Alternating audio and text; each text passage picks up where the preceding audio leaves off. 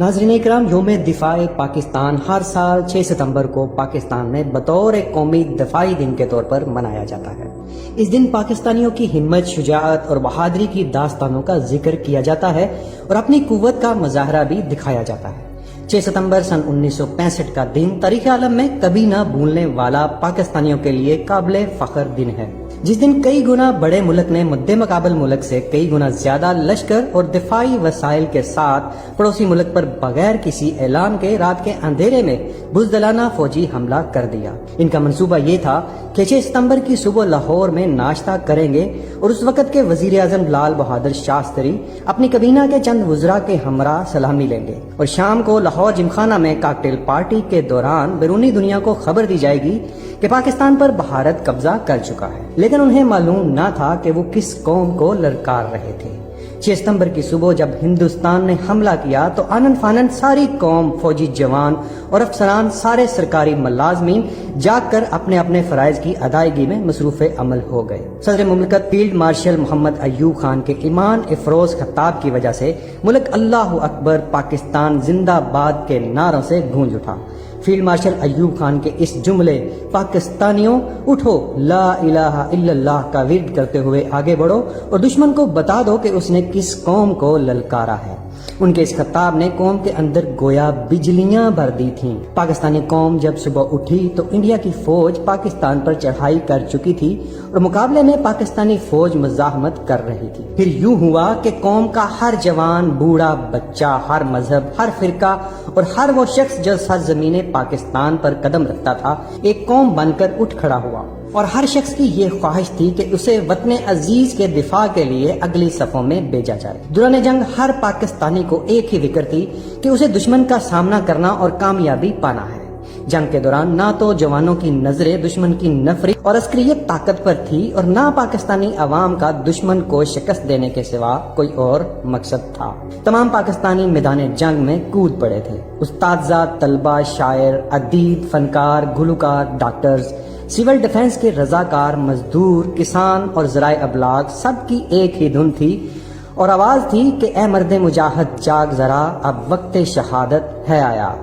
پاکستانی فوج کے جوانوں نے اسلحہ بارود سے نہیں، اپنے جسموں کے ساتھ بم باندھ کر ہندوستانی فوج اور ٹینکوں کا قبرستان بنا دیا۔ ہندوستان کی اس سطح پر نقصان اور تباہی کو دیکھ کر بیرون ممالک سے آئے ہوئے صحافی اور مبصرین بھی حیران و پریشان رہ گئے۔ ناظرین اکرام، سن 1965 کی جنگ کا بغور جائزہ لینے سے ایک حقیقی اور گہری خوشی محسوس ہوتی ہے کہ وسائل نہ ہونے کے باوجود اتنے بڑے اور ہر لحاظ سے مضبوط ہندوستان کے مقابلے میں چھوٹے سے پاکستان میں ایسا کیا جذبہ اور جنون تھا کہ جس نے پوری قوم کو ایک سیسا پلائی ہوئی ناقابل تسخیر دیوار میں بدل دیا تھا۔ اس چھوٹے مگر غیور اور متحد ملک نے اپنے دشمن کے جنگی حملے کا جان نثاری سے نہ صرف مقابلہ کیا بلکہ دشمن کے سارے عزائم خاک میں ملا دیے۔ اس جارحیت پر بھارت کو بین الاقوامی سطح پر بھی شرمندگی اٹھانا پڑی۔ پاکستان آرمی بری، بحری اور فضائیہ نے ہر محاذ پر دشمن کی جارحیت اور پیش قدمی کو حب الوطنی کے جذبے اور پیشہ ورانہ مہارتوں سے روکا ہی نہیں بلکہ انہیں پسپا ہونے پر بھی مجبور کر دیا تھا۔ ہندوستانی فوج کے کمانڈر ان چیف نے اپنے ساتھیوں سے کہا تھا کہ وہ لاہور کے جمخانہ میں شام کو شراب کی محفل سجائیں گے۔ ہماری مسلح افواج نے جواب میں کمانڈر ان چیف کے منہ پر وہ تمانچے جڑے کہ وہ مرتے دم تک منہ چھپاتا پھرا۔ لاہور کے سیکٹر کو میجر عزیز بٹی جیسے سپوتوں نے سنبھالا، جان دے دی مگر وطن کی زمین پر دشمن کا ناپاک قدم قبول نہ کیا۔ پاکستان نیوی ستمبر سن 1965 میں نیوی کی جنگی سرگرمیاں بھی دیگر دفاعی اداروں کی طرح قابل فخر رہیں۔ اعلان جنگ ہونے کے ساتھ بحری یونٹ کو متحرک و فنکشنل کر کے اپنے اپنے اہداف کی طرف روانہ کیا گیا۔ کراچی بندرگاہ کے دفاع کے ساتھ ساتھ ساحلی پٹی پر پیٹرولنگ شروع کروائی گئی۔ پاکستان کے بحری تجارتی روٹس کی حفاظت بھی پاکستان بحریہ کی ذمہ داریوں میں شامل ہے، اس لیے سمندری تجارت کو بحال رکھنے کے لیے گہرے سمندروں میں بھی یونٹس بھجوائے گئے۔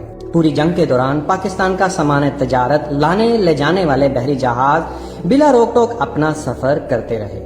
اس کے علاوہ ہندوستانی بحریہ کو بندرگاہوں سے باہر تک نہ آنے دیا۔ پاکستان نیوی کی کامیابی کا دوسرا ثبوت یہ ہے کہ ہندوستان کے تجارتی جہاز سرسوتی اور دیگر تو کتنے عرصہ تک پاکستان میں زیر حراست و حفاظت کراچی کی بندرگاہ میں رہے۔ 7 ستمبر کا دن پاکستان کی فتح اور کامیابیوں کا دن تھا۔ پاکستان نیوی کا بحری بیڑا جس میں پاکستان کی واحد آبدوز PNS غازی بھی شامل تھی، ہندوستان کے ساحلی مستقرہ دوارکا پر حملہ کے لیے روانہ ہوئی۔